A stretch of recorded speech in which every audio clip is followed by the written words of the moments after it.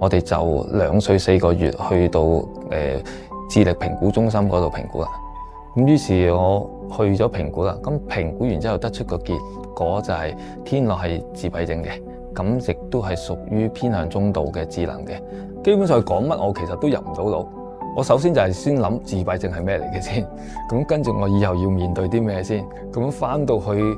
同太太都即係大家茫然咗一晚嘅，一定係唔高興噶啦。咁冇得望子成龍，同埋必須要接受自己個小朋友一定係比人哋弱嘅。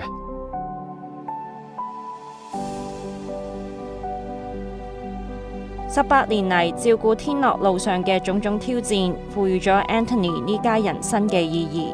而天樂亦都成為咗呢一個家不可或缺嘅天使。嘉銀廊嘅朋友好，嚟緊喺5月有3個福音主日，期望大家邀請親朋戚友一齊出席嚟聽我哋一家經歷緊嘅高山低谷嘅見證。